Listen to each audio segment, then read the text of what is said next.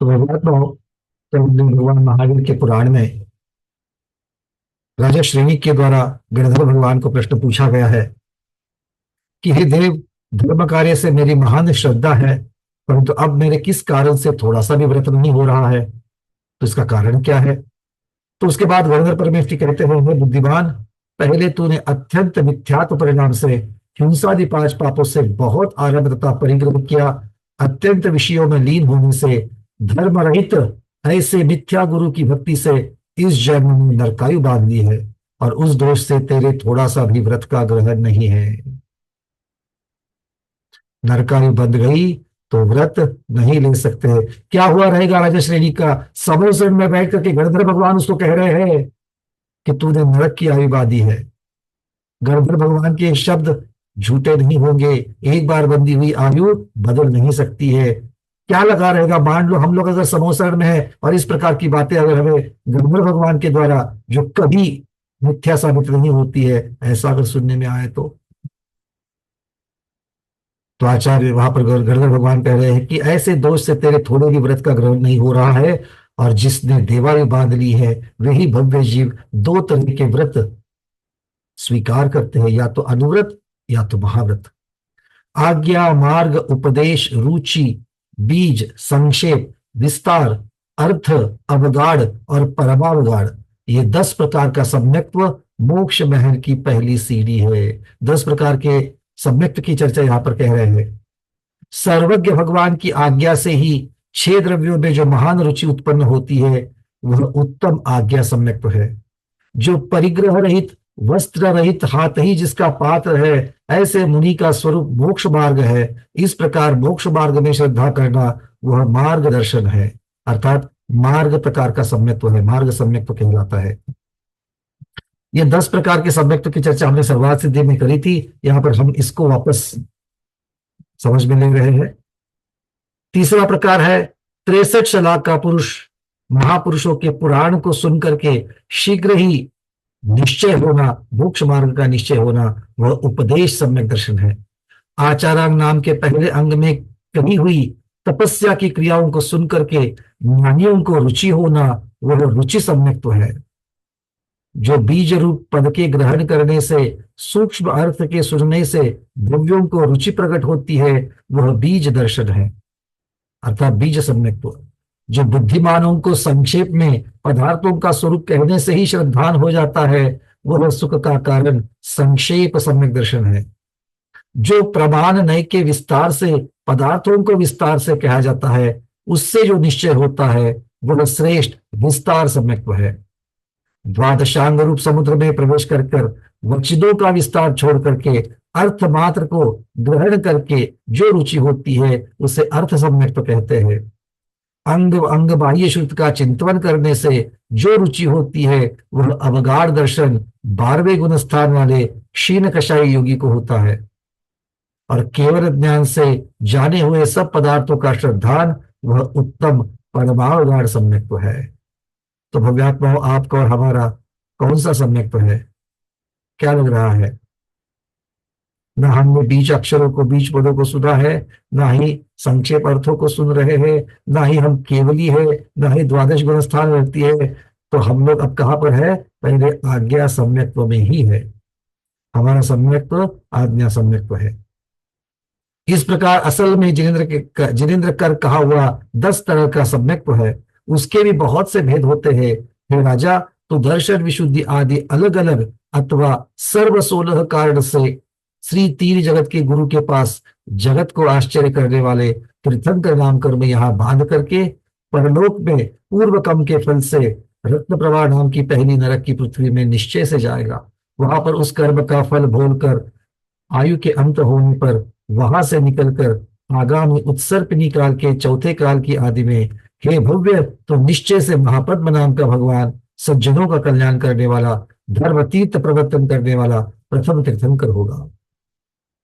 इसलिए तू निकट भव्य है, अब संसार से मत डर, क्योंकि इस संसार में भटकते हुए प्राणी पहले बहुत बार नरकों में गए हैं। उस समय वह श्रेणिक राजा अपने रत्न प्रभा नरक में जाना सुन करके दुखी होता है और गणधर भगवान को नमस्कार करके फिर ऐसा पूछता है कि हे भगवान, देखो आगे दोनों चीजें पता चली है, नरक में जाना है भी पता चला है, और गणधर भगवान के मुख से पता चल रहा है कि आगामी तीर्थंकर हूं मैं। तो किस चीज का, क्या दुख मनाना या फिर सुख मनाना, क्या होगा, अपना चिंतन क्या होगा। अगर हमें कोई कहे कि अगले भाव में तू नरक जाएगा और उसके अगले भाव में तू तीर्थंकर होगा, ऐसे जगह पर हमारा चिंतन क्या होगा, दीपा दीदी क्या लगेगा अगर कोई ऐसा कहे तो। इसलिए एक सूक्ति मुझे याद आ रही है, घर में हो लाश तो बारात अच्छी नहीं लगती, घर में हो लाश तो बारात अच्छी नहीं लगती। इसका मतलब कितना भी बड़ा महोत्सव हो, तीर्थंकर भगवान के जैसा सुख मिलने के लिए न्यूज ये उसके लिए समाचार है, फिर भी नरक के दुख के समाचार के आगे बाकी सबसे बड़े जो सुख के समाचार है वो सब फेल है। क्योंकि अंतिम परिणाम क्या निकला, सैनिक राजा दुखी ही हो गया। और इसीलिए हमें वो दुख देने वाले समाचार को अगर प्राप्त नहीं करना है तो हमें धर्म के मार्ग में ही चलना है। बाद में धर्म के मार्ग में चलेंगे, हम जैसा चाहिए वैसे जीवन बिताएंगे नहीं। एक बार आयु बंध गई, एक बार अशुभ कर्म बंध गए तो बन गए सो बन गए, फिर तो उसको भुगतना पड़ेगा। आगे चल करके विशुद्धि होगी, उनका परिणाम कम हो जाएगा, पर वो तो उदय में आकर के तकलीफ देंगे ही देंगे। इसीलिए किसी भव्य को, हर एक भव्य को और हर एक स्वाध्याय को इसके आगे अशुभ कर्म से बचना ही चाहिए। इस प्रकार वो नमस्कार करके पूछता है, हे भगवान, बड़े पुण्य का स्थान इस मेरे नगर में मेरे सिवाय दूसरा भी कोई नरक में जाने वाला है या नहीं। देखो, अब खुद के साथ साथ में और दूसरों की चिंता हो रही कि इस पूरे नगर में मैं अकेला ही नरक में जाऊंगा या और भी कोई है इस नरक का जो नरक में आएगा। क्या हम लोगों की भी स्थिति ऐसी होती कि नहीं होती, कहीं मुझे तो दुख है और कोई दुखी है कि आजू बाजू में देख रहे हैं। उसके बाद उस राजा के ऊपर कृपा करके गौतम स्वामी बोलते हैं, हे बुद्धिमान, अपने शोक को हटाने वाले ऐसे सत्य वचन तू सुन। इसी नगर में स्थितिबंध के वश से, खोटे कर्म से मनुष्य आयु बांधकर नीच कुल में पैदा हुआ एक काल शौकरिक भंगी रहता है, जो अत्यंत अशुचि ऐसे पदार्थों को, मैला आदि चीजों को उठाने वाला जो भंगी होता है वो। उसे अब पहले 7 भवों का जातिस्मरण हुआ है। वो ऐसा विचारने लगा है कि पुण्य पाप के फल से इस जीव का यदि संबंध होता है तो मैंने बिना पुण्य के ये मनुष्य जन्म कैसे पाला। इसलिए न पुण्य है न पाप है, किंतु विषय सुख ही कल्याण करने वाला है।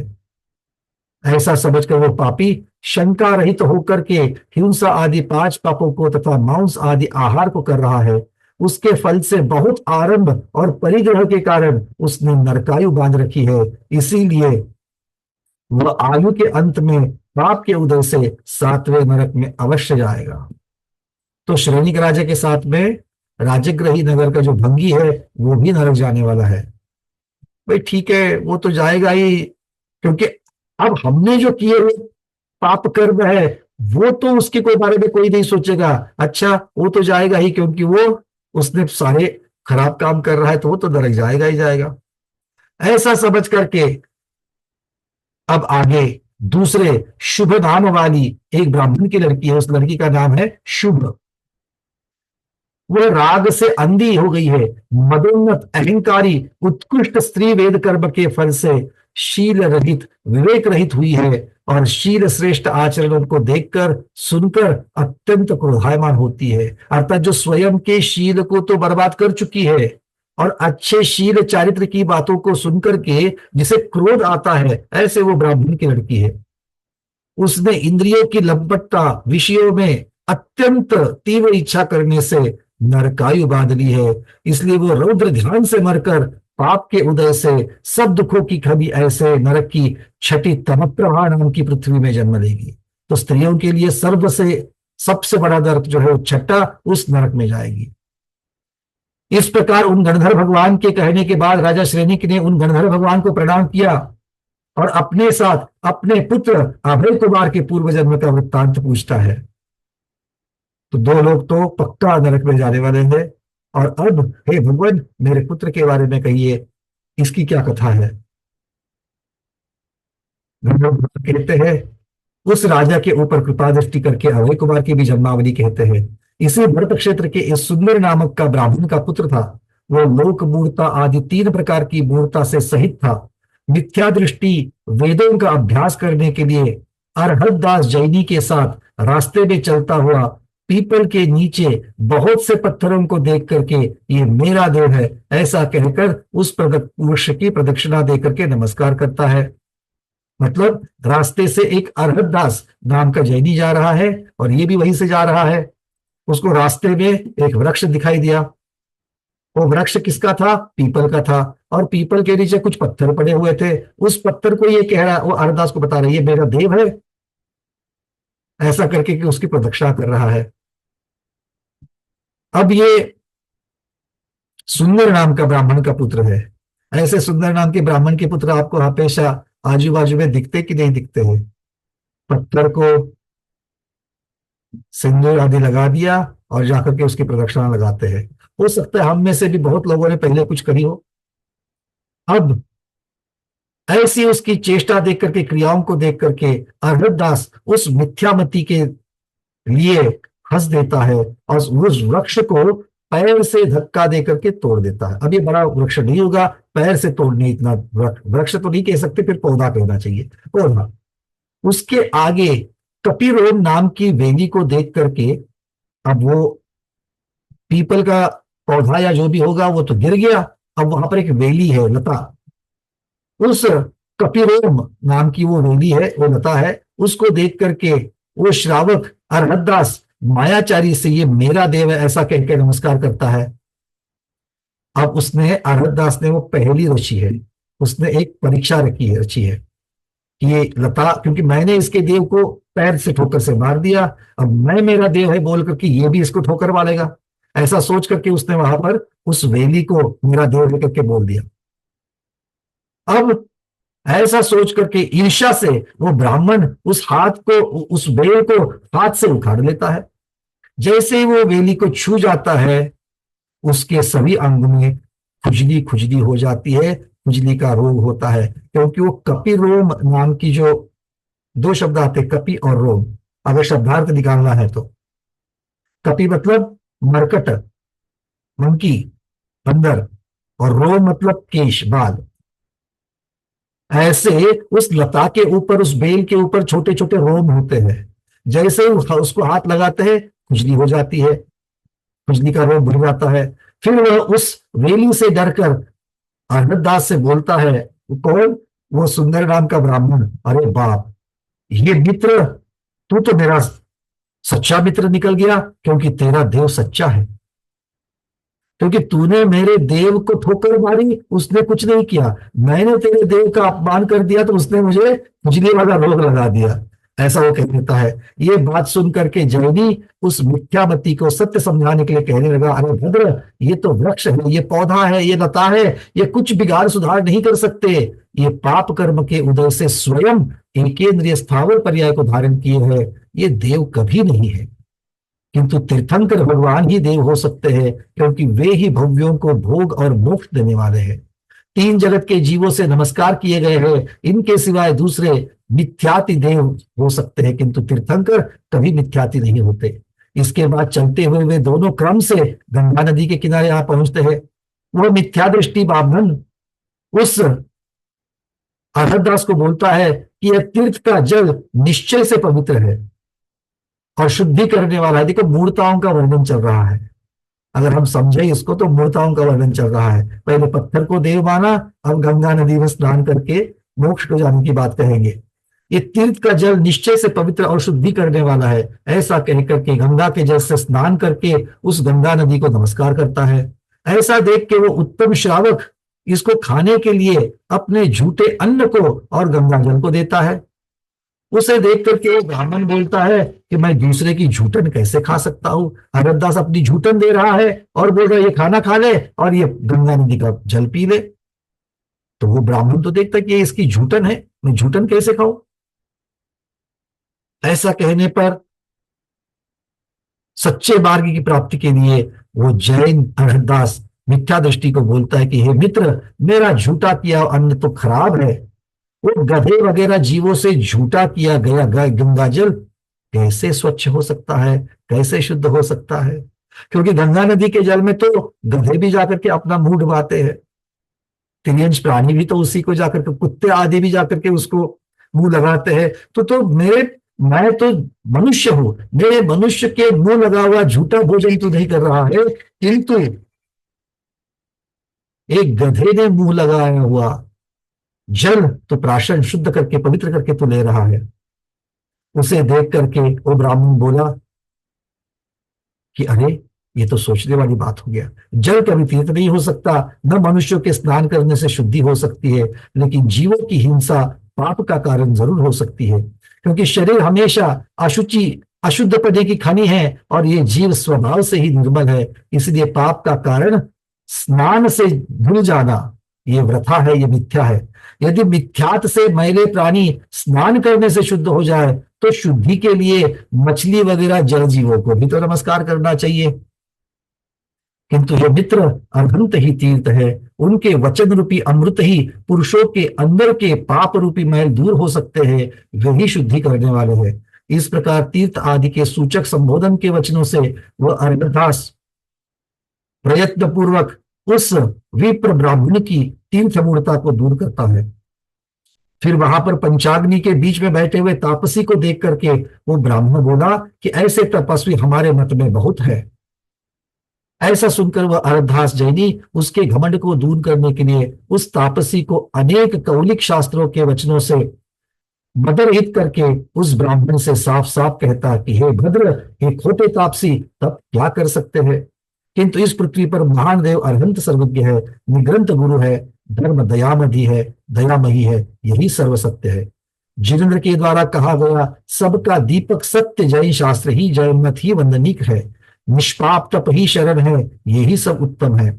इन सब का निश्चय कर हे मित्र, तो मिथ्या दर्शन, मिथ्या धर्म, मिथ्या मार्ग को छोड़कर सम्यक दर्शन को ग्रहण कर। उसके बाद वे दोनों परम मित्र बन जाते हैं और बड़े भयानक वन में चले जाते हैं और पाप के उदय से दिशा को भूल करके फंस जाते हैं। फिर उसी निर्जन वन में जीने के उपाय से रहित होकर के एक जिन धर्म और जिनेन्द्र देव को ही शरण जाकर आहार और शरीर से ममता छोड़ उत्साह करके वे दोनों बुद्धिमान मोक्ष आदि की सिद्धि के लिए संन्यास धारण करते हैं। उसके बाद अति धैर्य पने से भूख प्यास आदि परिश्रम को सह करके समाधि रूप शुभ ध्यान से प्राणों को छोड़कर वे दोनों उस आचरण से उत्पन्न हुए पुण्य के प्रभाव से संदर्भ स्वर्ग में महान रिद्धिधारी देवों से सेवा किए गए ऐसे देव होते हैं। वहां पर स्वर्ग का सुख बहुत काल तक भोग कर पुण्य के उदय से वह सुंदर ब्राह्मण का जीव तुझ श्रेणिक राजा का महाबुद्धिमान यह अभय कुमार नाम का पुत्र हुआ है, सो तपस्या से कर्म को नाश कर शीघ्र ही मोक्ष को जाएगा। तो अभय कुमार जी उस धर्म के प्रभाव से वो ब्राह्मण का मिथ्या मत को छोड़ करके संन्यास वर्ण धारण करके, अच्छा महाव्रतों को धारण करके संलेखना सहित धारण करके सौधर्म स्वर्ग गया। वहां से आकर के श्रेणिक राजा का पुत्र होता है और वो शीघ्र ही धर्म का पालन करते हुए मोक्ष को जाएगा, ऐसे गणेन्द्र भगवान कह रहे हैं। इस प्रकार उन दोनों की उत्तम कथा सुन करके कितने ही वैरागी होकर, अब ये अकेले श्रवणिक राजा तो नहीं सुन रहे थे, बाकी के लोग भी तो सुन रहे थे, उसको सुन करके वो वैराग्य को प्राप्त होते हैं, संयम मुनि धर्म को धारण करते हैं। कितने ही श्रावक प्रतिमा आदि एक देश व्रत को धारण करते हैं, सम्यक्त्व को धारण करते हैं। श्रेणिक राजा भी अपने पुत्र सहित धर्मशास्त्र रूपी अमृत को पीकर श्री महावीर भगवान को और गणधरों को नमस्कार करके अपने नगर को आ जाता है। कालांतर में महावीर प्रभु के प्रथम इंद्रभूति गए गौतम, वायुभूति, अग्निभूति, सुधर्म, मौर्य, मौंड, पुत्र, मैत्रेय, अकंपन, धवल और प्रभास, ये 11 गणधर देवों के द्वारा पूजित 4 ज्ञान के धारी होते हैं। तो 11 गणधरों में 3 तो सगे बंधु है, इंद्रभूति गौतम और उनके 2 बंधु वायुभूति और अग्निभूति, ये तीनों भी महावीर भगवान के गणधर बन गए।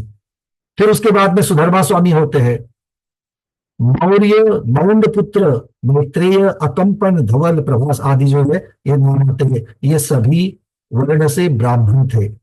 महावीर भगवान के 11 गणधर जो है वो वर्ण से ब्राह्मण थे, और इनमें से 9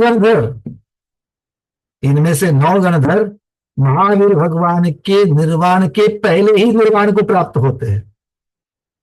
सिर्फ 2 गणधर परमेष्टि महावीर भगवान के निर्वाण के बाद निर्वाण गए हैं, बाकी 9 गुरु का उपदेश सुन करके गुरु के पहले ही आत्मा का कल्याण करते हैं। इसलिए ऐसा मत सोचना कि शिष्य बाद में मोक्ष का या अपना आत्मा का कल्याण करता है। गुरु के पहले भी आत्म कल्याण शिष्य कर सकता है, ये बात जरूर गांठ बांध लेगा। गणधरों ने ये स्वयं साबित किया है।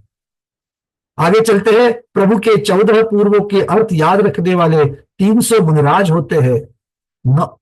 14 पूर्व को अर्थात ये सब श्रुतकेवली हो गए, ये सब श्रुतकेवली की अपेक्षा से हो गए, किंतु ये आगे चल करके केवली बन जाएंगे। इसलिए सिर्फ 5 श्रुतकेवलियों का नाम आ जाता है, ये बाकी जो है वो केवल ज्ञान को धारण करेंगे। 9900 चारित्र को धारण करने वाले शिक्षक मुनि होते हैं।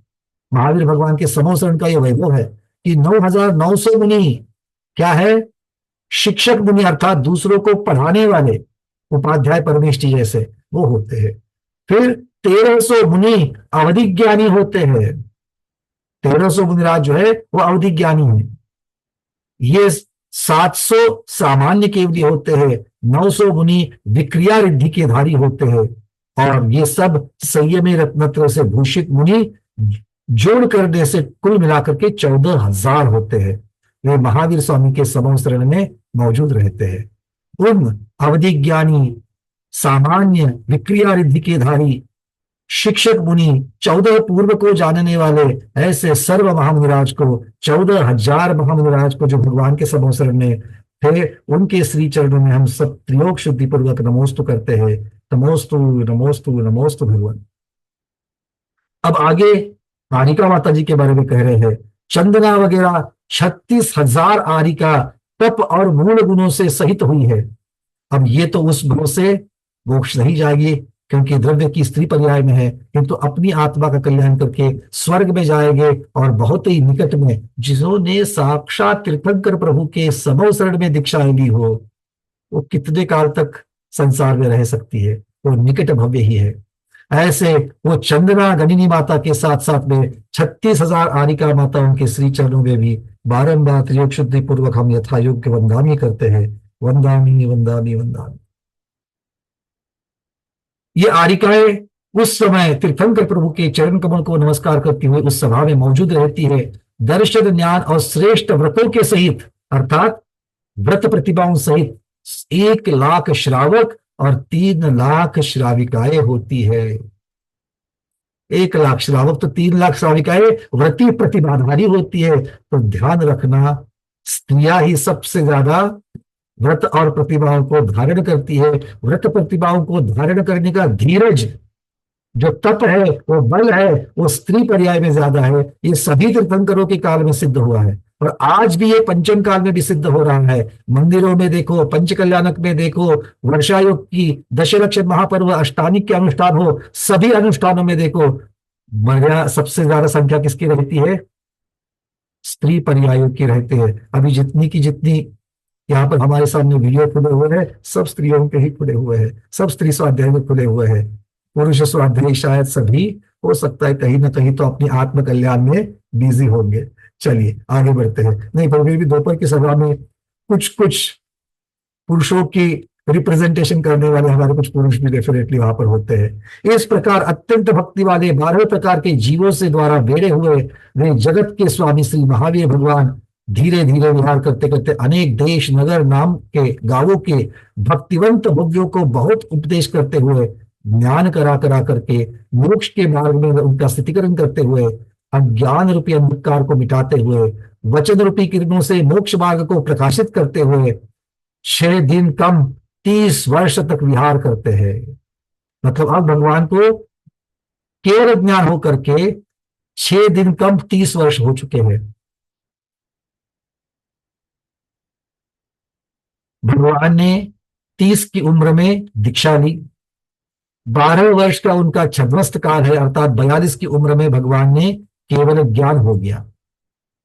30 की उम्र में दीक्षा और 42 की उम्र में केवल ज्ञान, और 72 वर्ष की आयु में भगवान को निर्वाण हुआ है। बस 6 दिन, कितने बच गए हैं? 6 दिन बाकी है।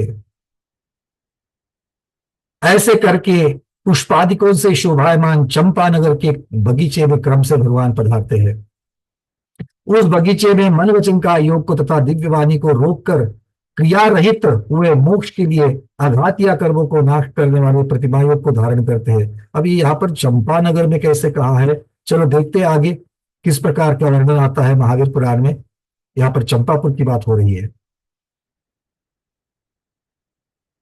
हो सकता है कि तब चंपापुरी इतनी बड़ी हो कि चंपानगर का बगीचा ही पावापुर तक पहुंचता हो, क्योंकि आज भी हम देखते हैं कि चंपापुर और पावापुर के बीच में ज्यादा से ज्यादा 250 किलोमीटर का अंतर है।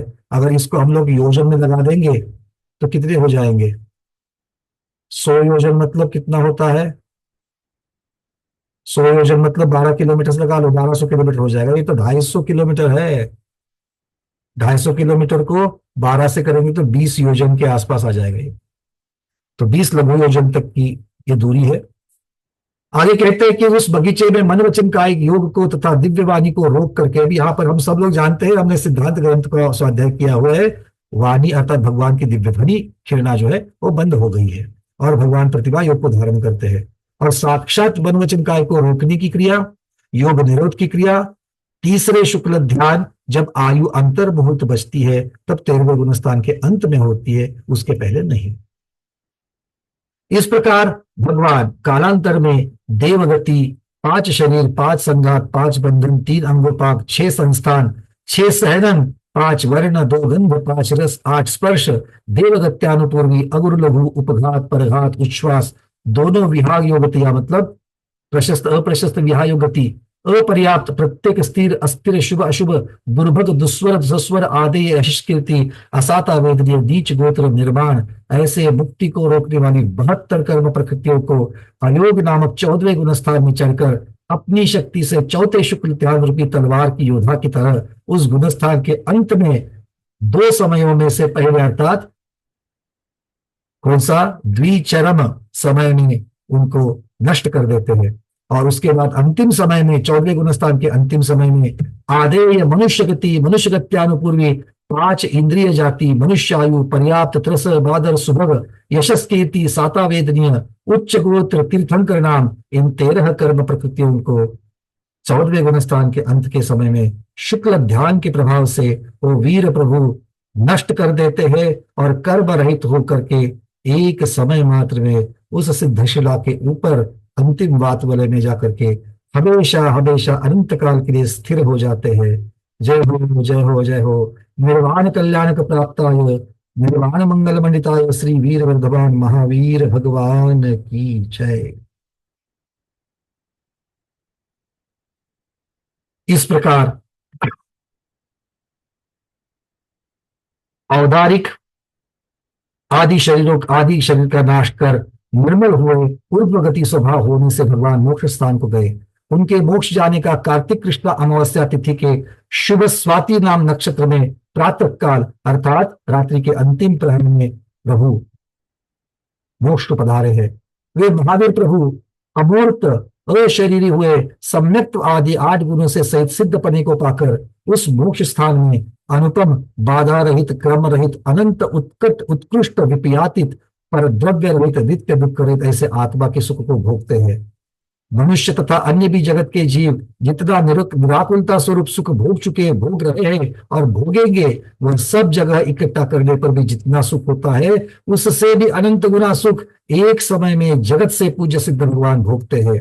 ऐसे सिद्धों को मैं शुद्ध योगों से नमस्कार करता हूँ। नमोस्तु नमोस्तु नमोस्तु भगवान। कालांतर में मोक्ष जाने के बाद चारों जाति के इंद्र इंद्रानियां तथा देवों सहित उस प्रभु के निर्वाण हुआ ऐसा जान करके अपने अपने चिन्हों से, परिवार से गीत नृत्य आदि महान उत्सव करते हैं तथा परम विभूति के साथ अंत के मोक्ष कल्याण की पूजा करने के लिए उस उद्यान में आते हैं।